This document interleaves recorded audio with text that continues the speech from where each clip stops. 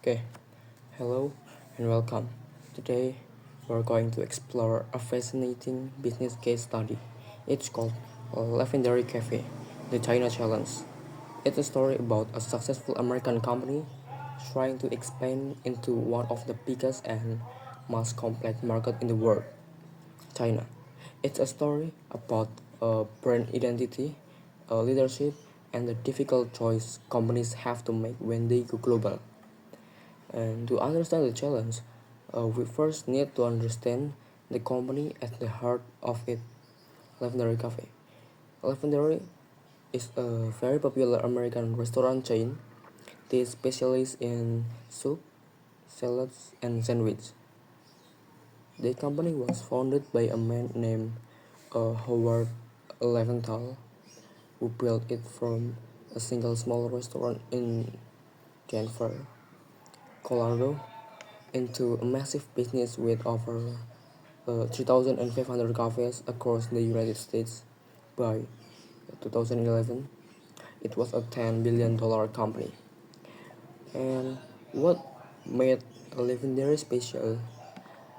It occupied a space in the restaurant industry known as quick casual. It's a step above fast food. Think of places like Chipotle or Panda Express. Legendary promise high quality, wholesome ingredients in a comfortable, friendly environment. Their food was developed by Trinidad Cafes, by Trinidad Safe, and their slogan is "Tasty Fresh Goodness." Capture the feeling they want to create, and the cafes themselves had a specific look and feel, warm with earth tones. It's designed to make customer feel welcome. And for 32 years, Howard Leventhal was the heart and soul of the company. He was a beloved entrepreneurial leader. But in January 2011, the company was spun off from its private equity owners, and Howard decided to move on to new things. This brings us to our main character, the new CEO, Mia Foster. Uh, Mia Foster was a 47 years old experienced executive. He had a strong background, including a degree from Wharton, a stint at the consulting firm McKinsey, time at the Gamble, Procter and Gamble, and 7 years as the president of the U.S. business for a large fast food company. And she was known for her direct communication style and her ability to get things done. However, despite her strong track record, Wall Street was cautioned about legendary stock. Investors had two main corners. First, they felt that a legendary crowd in the US was nearly finished. There were only so many places left to open a new cafe. Second, and more personally for Mia, they doubt her ability to lead the company internationally. She had to she had no experience managing a global brand. So uh, all eyes were on Legendary's newest and most exciting venture, its expansion into China. And the decision to enter China was made before Mia became the CEO. The Chinese market looked incredibly attractive. It had a massive population of 1.4 billion people. Its economy was growing rapidly, and a new affluent middle class was emerging. This consumer had money to spend, and eating out was become a popular part of the lifestyle. And then other American chains had already found success there. KFC was the biggest with over 3,000 restaurants. McDonald's was also growing fast, but the market was not easy. Many other American brands had failed because they didn't understand local taste. For example, uh, wait. For example, the case study mentioned the pretzel time failed in part because its white tile thicker reminded Chinese customer of a bedroom. So the key to success, it seemed, was adaptation. KFC add items like rice, rice purites or conge to its menu. Pizza Hut took an even more dramatic approach. In China, it's completely repositioned itself. Instead of a casual pizza place, it became a high-end, sit-down restaurant where young of affluent Chinese would go for a special date. They survive. No, serve they serve wine and took reservation, something unthinkable in a U.S. Pizza Hut.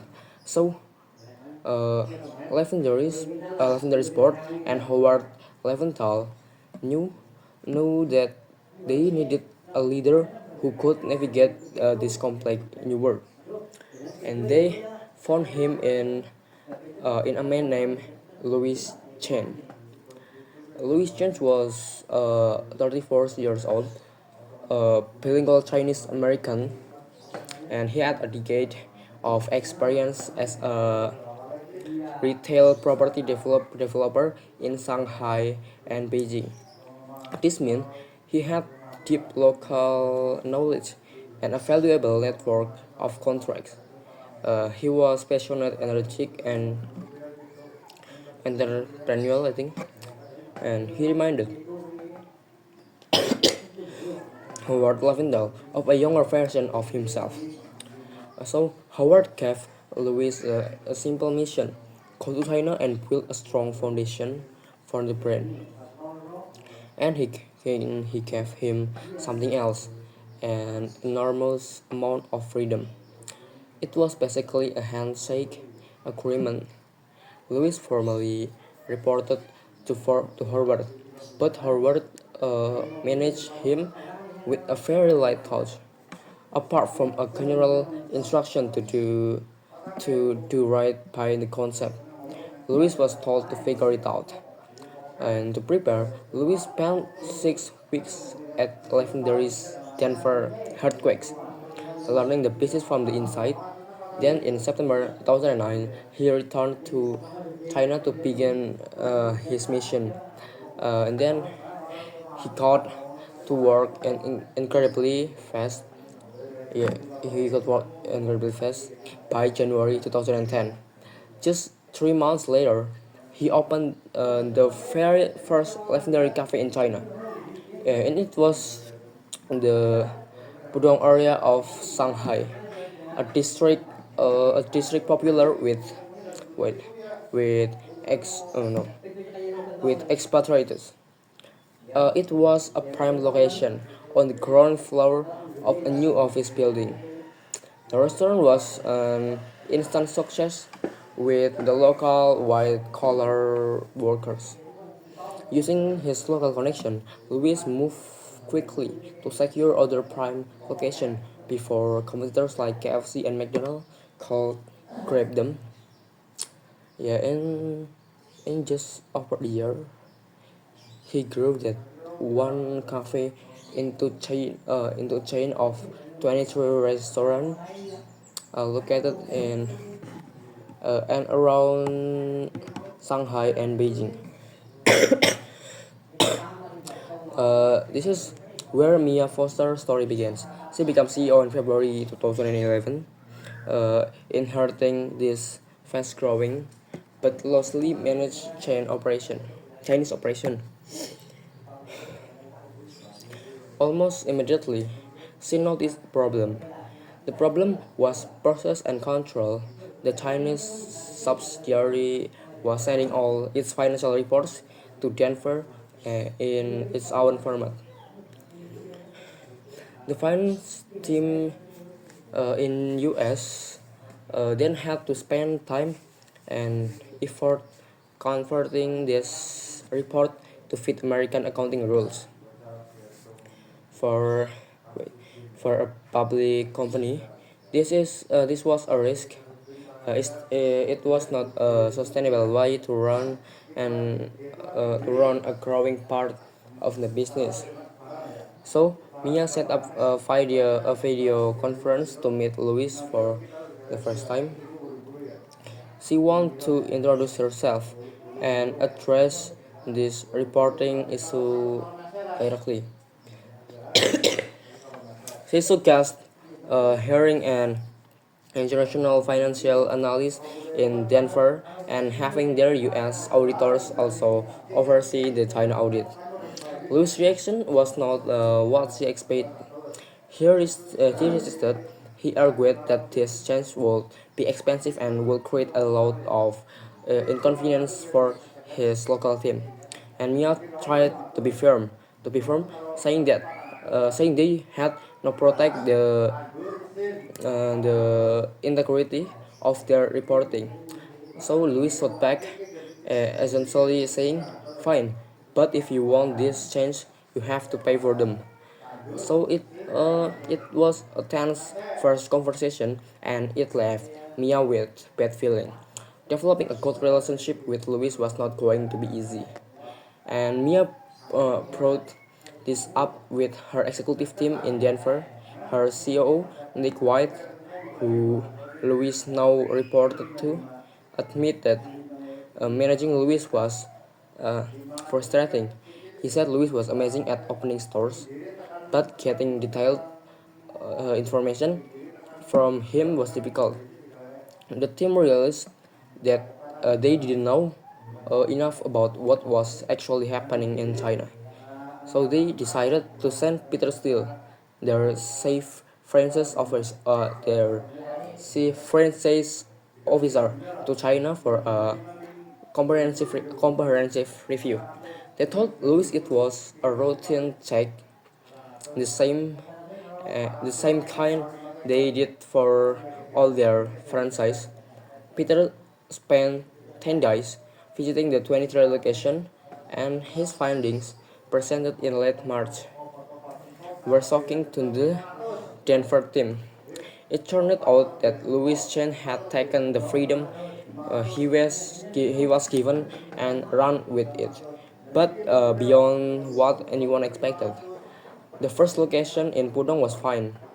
It was followed legendary design and menu, but the second location in Shanghai, historic Yu Garden, was just a takeaway counter with no seating at all. The third in Beijing uh, was similar to the first, but the fourth, located near the Forbidden City, so has no salads on the menu, and had replaced by a legendary classic, comfortable wooden chairs with cheap plastic ones from a local supplier. And by 23rd location, in a Korean neighborhood in Shanghai, almost the sandwich had been removed from the menu. They were replaced by local dumplings. The head of the legendary concept team, a man named Lucien Leclerc, was furious. He had spent 23 years carefully building the legendary brand. To him, a plastic chair and dumplings were betrayal of everything that the company stood for. He told me was no. He told me that this called destroying the brand's carefully uh, nurtured image. Mia now had a major problem on her hands. She had a country manager who was delivering incredible result in terms of speed and growth, but he was doing it in a way that seemed to completely ignore the core brand identity. Was he a brilliant entrepreneur, adapting wait, adapting to a difficult market, or was he a loose cannon putting the entire company reputation at risk? To find out, he arranged a second video conference with Louis in early April. This time, her CEO, Nick White, was also on the call. Then Mia opened the discussion by explaining how concerned they were by Peter Steele's report. Louis' response was angry and defensive. He felt that his hard work being criticized by people who did not understand the reality of doing business in China. He argued the American legendary model simply would not work in most of China. He pointed to other successful examples, like Denny's in Japan, which completely changed its menu to serve local favorites like ramen and pork cutlets while keeping the American brand name. Louis said, "The only place where we can do what Legendary does in the US are in the except areas. Everywhere else, we have to adapt our store design and menu. Otherwise, we won't be profitable." And here point, his financial well showing a loss for the first year were wait were actually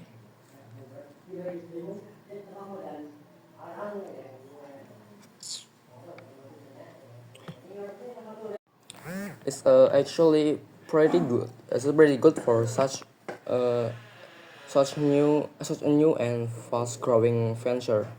But this created a real dilemma for Mia. Louis was delivering result, but his methods were a direct challenge to the company's core identity. When Mia asked him for a strategic plan, he admitted he didn't have one. He said planning would have slowed him down. He warned he warned her that if Denver imposed too many control, he could not be responsible if growth slowed. So this conversation made one thing clear to Mia. She could not make a decision from her office in Denver. She had to see the situation for herself, and she had to meet Louis face to face. She had to meet Louis face to face and understand what he had built. And that's why on May 25th, 2011, he found herself stepping out of a limousine at the Shanghai airport. The future of legendary China and perhaps her own future as CEO now depend on what's happening in that meeting.